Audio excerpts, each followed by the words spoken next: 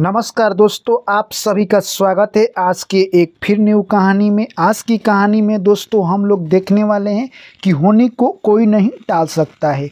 होनी जो लिखा है वो होकर ही रहेगा, क्योंकि दोस्तों अक्सर कहा गया है कि होनी को भगवान भी नहीं टालते हैं, क्योंकि वो भी कहते हैं कि जो एक बार मनुष्य के भाग में लिख दिया गया है उसे मैं भी नहीं बदल सकता, क्योंकि होनी को कोई टाल नहीं सकता। यह कहानी मित्रों यही संदेश देकर जाएगी कि आखिरकार जीवन में जो होता है वो सब पहले से ही फिक्स है।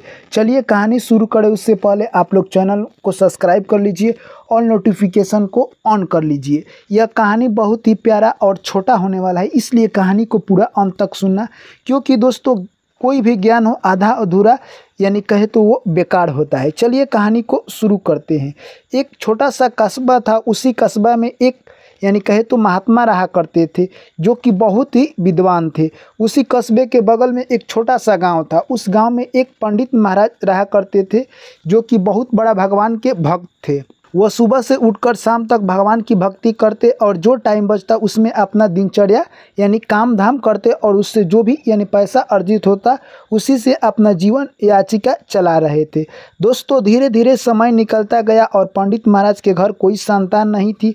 तभी उन्हें पता चलता है कि हमारे गांव के बगल वाले कस्बे में एक महात्मा रहते हैं जो किसी का भाग्य देखकर बता सकते हैं कि उसके भाग्य में पुत्र प्राप्ति है या नहीं है, या वो गरीब रहेगा या अमीर बनेगा। तभी पंडित महाराज अपने पंडिताइन को लेकर अगले दिन यानी उस महात्मा के पास पहुंचते हैं। जैसे ही महात्मा के कुटिया में पहुंचते हैं, महात्मा बोलते हैं, आपका हमारे कुटिया में बहुत बहुत स्वागत है, आप बताइए आपका आना कैसे हुआ। तभी पंडित महाराज कहते हैं कि हे महाराज, हम लोगों का दिन ऐसे ही खराब चल रहा है, हम लोग सोच रहे हैं कि हमारे नसीब में क्या पुत्र प्राप्ति है या नहीं है। तभी पंडित महाराज कहते हैं ये तो बहुत आसान है, ये मैं आपको 2 मिनट में अभी बताता हूँ। महात्मा पंडित महाराज की भाग्य देखते हैं और कहते हैं कि हे पंडित जी, आपके घर पुत्र की प्राप्ति है, आप वो समय बहुत जल्दी देखने वाले हैं। मेरे यहाँ से कुछ प्रसाद है, ये लेकर जाइए और अपने पत्नी को खिला दीजिए, आपको पुत्र की प्राप्ति बहुत जल्द होगा।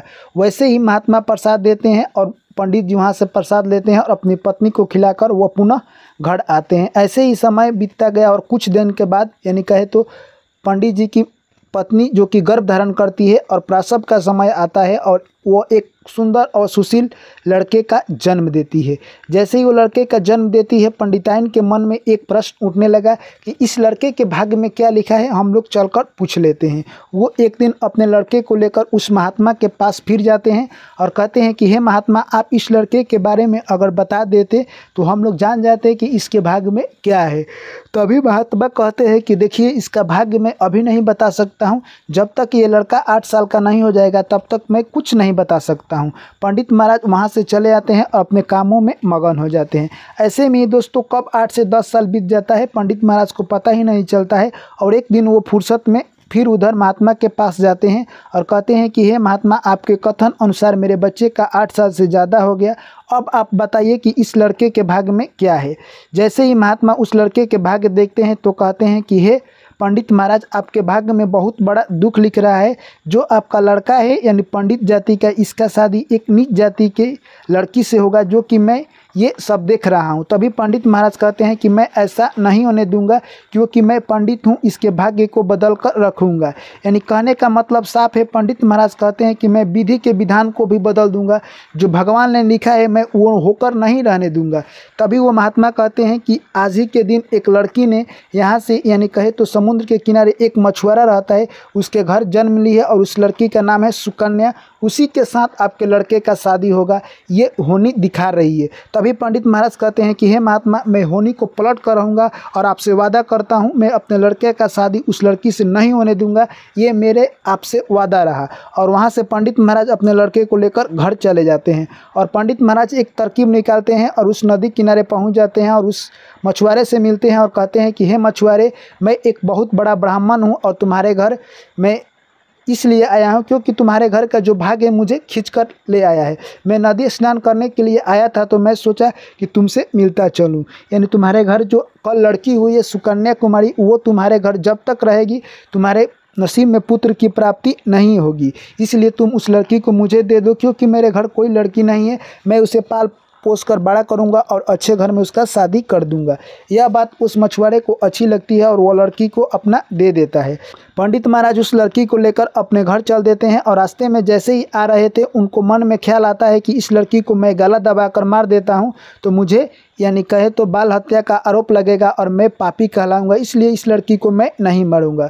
वो रास्ते में एक लोहार का घर था, उसके घर जाते हैं और एक संदूक बनवाते हैं और उसी में उस लड़की को डालकर नदी में दहवा देते हैं। दोस्तों, कहावत में एक बात कही गई है कि जिसके नसीब में अगर कुछ अच्छा हो तो उसका बुरा कोई नहीं कर सकता है। अगर धरती पर पत्ता भी हिलता है तो खुदा के मर्जी से हिलता है, यानी होने को कोई टाल नहीं सकता था। उस लड़की के भाग्य में मरना नहीं लिखा था, इसलिए वो कहे तो जो बक्सा था वो नदी किनारे जाकर लग जाता है। एक पंडित महाराज सुबह में ही आकर वो स्नान करते थे और उनके घर कोई भी पुत्र नहीं था। उस लड़की को जैसे ही देखते हैं वो खुश हो जाते हैं और कहते हैं गंगा मैया ने हमें अपनी पुत्री के समान एक बच्ची दे दी है, इसी को मैं अपनी पुत्री मानकर पालन पोषण करूंगा। उस लड़की को वो घर ले जाते हैं और अपने पत्नी को दिखाते हैं। जैसे ही उनकी पत्नी देखती है वो भी खुश हो जाती है और उस बच्ची का लालन पालन बहुत अच्छी तरह से करने लगते हैं। धीरे धीरे समय निकलता गया और वो बच्ची शादी के लायक हो जाती है। अब पंडित महाराज यानी एक लड़के की तलाश में जाते हैं और उसी लड़के के घर जाते हैं जो पंडित ने यानी महात्मा जी से वादा किया था, मैं अपने लड़के का शादी यानी किसी नीच परिवार यानी कहे तो मछुआरे के लड़की से नहीं होने दूंगा। जैसे ही वो पंडित महाराज उस पंडित के घर जाते हैं शादी का प्रस्ताव लेकर, तभी वो पंडित महाराज कहते हैं ठीक है, अगर आपकी लड़की अच्छी होगी तो हम लोग शादी कर लेंगे। वो पंडित फिर लड़की को देखने के लिए जाते हैं और लड़की उनको पसंद आ जाती है और शादी बहुत बड़ा धूमधाम से हो जाता है। दोस्तों, ऐसे ही धीरे धीरे समय निकलता गया। तब फिर पंडित महाराज सोचते हैं कि जो लड़की का शादी हुआ है उसका मैं भाग चलकर एक दिन महात्मा जी से दिखा लेता हूँ। फिर वो महात्मा जी से भाग दिखाने के लिए जाते हैं। तभी महात्मा जी कहते हैं तुम्हारे घर जो लड़की आई है वही लड़की है जो कि मछुआरे की लड़की थी। आज से यानी 25 साल पहले तुमने उस लड़की को संदूक में कर नदी में फेंका था, वही लड़की वो पंडित उठाकर पोसा है और तुम्हारे लड़के से शादी करा दिया है। दोस्तों, यह बात सुनते ही पंडित जी को गुस्सा आ जाता है और जाकर अपने पतों से यह सब बात पूछते हैं। उनकी पतों कहती है कि यही मेरा हकीकत है। यह बात सुनकर पंडित जी कहते हैं कि तुमको महात्मा जी ने बताया है कि पुत्र की प्राप्ति नहीं होगी अगर तुम हमारे साथ नदी के पास नहीं चलोगी। अपने पतों को लेकर नदी के पास जाते हैं और एक अंगूठी निकालकर उस नदी में फेंक देते हैं।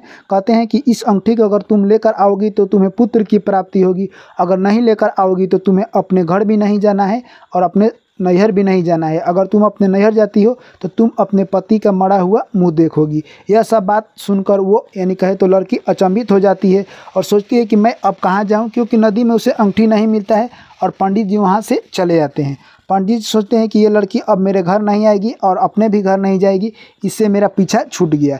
जैसे ही वो लड़की वहीं पर बैठी थी तभी देखती है कि दूसरे गाँव का एक आदमी आ रहा था जो कि वो काफ़ी गरीब था, वो भी ब्राह्मण था। पर वो आदमी आया और उस लड़की से बोलता है कि तुम मेरे साथ चलो और तुम मेरे घर आना, क्योंकि मेरा कोई नहीं है। और वो ब्राह्मण व्यक्ति उस लड़की को लेकर चला जाता है और अपने घर उस लड़की को रखता है। फिर एक दिन की बात है, वो ब्राह्मण जाता है राज दरबार में और राजा से बोलता है कि मेरी एक लड़की है, मैं अपनी लड़की का एक पंडित के लड़का से शादी करना चाहता हूं। तभी राजन कहते हैं कि मेरा एक मित्र है जो कि आपके घर कल जाएगा शादी करने के लिए, आप अपने लड़की को तैयारी रखिएगा। राजन दोस्तों उसी पंडित को कह देते हैं जो पंडित अपने लड़के का भाग बदलने में लगा हुआ था। पंडित इधर घर आता है और अपने लड़के से झूठ मूठ के कह देता है कि तुम्हारी पत्नी नदी में डूबकर मर गई है और अगले दिन अपने लड़के को और खुद वो लड़की देखने के लिए चल देते हैं। जैसे ही उस ब्राह्मण के घर जाते हैं पंडित महाराज कहते हैं कि लड़की को आप बुलाइए, लड़की को हम लोग देखेंगे, उसी के बाद शादी का बात विचार होगा। जैसे ही लड़की पानी लेकर आती है, लड़का थोड़ा सा चिंता है और फिर उसे डाउट रहता है। फिर लड़की जैसे ही नाश्ता लेकर आती है, वो लड़का देख लेता है पंडित महाराज का और कहता है कि ये तो मेरी पत्नी है। तभी वो कहती है कि हे स्वामी, मैं आपकी पत्नी हूँ, आप मुझसे बहुत दूर बिछड़ गए थे, मैं आपको कहीं कहीं तलाशी पर आप कहीं नहीं मिले, इसलिए मैं इस ब्राह्मण देवता के घर रह रही हूँ। तभी वो लड़का अपने पिता को बोलने लगता है और कहता है कि हे पिताश्री, आप मेरे पत्नी को कह रहे थे कि नदी में डूबकर मर गई है, परंतु ये तो जिंदा है। यह सब सुनकर यानी कहे तो दोस्तों पंडित का शर्म के मारे मुड़ी नीचे झुक जाता है और वो लड़की सारा कहानी सुना देती है कि तुम्हारे पिता ने मेरे साथ ऐसा सलूक किया है। यह बात सुनकर लड़का अपने पिता को बोलने लगता है और पिता अपने शर्म के मारे वहाँ पर सर झुका लेते हैं और उन दोनों से माफ़ी मांगने लगते हैं। तभी लड़का कहता है कि हे पिताश्री, आपको क्या पता नहीं है कि जो मनुष्य के भाग में रहता है वो मिलकर ही रहता है। यानी जो विधि का विधान है, एक बार विधाता ने जो लिख दिया है उसे कोई नहीं पलट सकता है। यहाँ तक कि विधाता भी उसे यानी पलटने की चेष्टा नहीं करते हैं, कहते हैं कि जो होना है वो होकर रहेगा, मैं इसे क्यों पलटूं। दोस्तों उसके बाद यानी कहे तो पंडित महाराज सीधे उस महात्मा के पास जाते हैं और उनके चरणों में गिर जाते हैं। तभी महात्मा कहते हैं कि आखिर तुम कौन हो और मेरे पास आकर क्या कहना चाहते हो। तभी वो पंडित कहता है कि मैं वही पंडित हूँ जो आज से 20 साल पहले आपसे वादा किया था कि मैं विधि के विधान को पलट दूंगा। तभी महात्मा को याद आता है और कहते हैं कि क्या हुआ, तुम इतना दुखी क्यों हो। तभी वो पंडित कहता है कि हे महात्मा, मेरे साथ आज वही हुआ जो कि होना था, मैं विधि के विधान को नहीं पलट सकता हूँ। तभी महात्मा कहते हैं कि तुम एक तुच्छ पंडित हो और तुम विधि के विधान को पलटने के लिए चले हो। तो तभी पंडित को अपना गलती का एहसास होता है और पंडित उनके महात्मा के चरणों में गिरकर क्षमा मांगने लगता है। तभी महात्मा कहते हैं, जाओ, इंसान को कभी भी घमंड नहीं करना चाहिए, क्योंकि विधि के विधान के अलावा यहाँ पर कुछ नहीं होता है। इंसान जो पिछले कर्म किया है उसका फल भोग रहा है और जो आज कर रहा है आने वाला कल उसका फल भोगेगा। इसलिए कभी भी सत्कर्म कीजिए और अपनी ज़िंदगी को बेहतर बनाइए। मैं आशा करता हूँ दोस्तों ये कहानी आपकी ज़िंदगी में बहुत ही महत्वपूर्ण भूमिका निभाएगी, इसलिए कहानी को लाइक कर दे और चैनल को सब्सक्राइब कर दे, क्योंकि दोस्तों ऐसे ही कहानी आप लोग के बीच हम लेकर आते रहते हैं। पुनः मुलाकात होगी एक नई कहानी में, तब तक आप लोग मुझे दीजिए इजाज़त। Thank you, take care, bye bye, जय श्री कृष्ण, राधे राधे।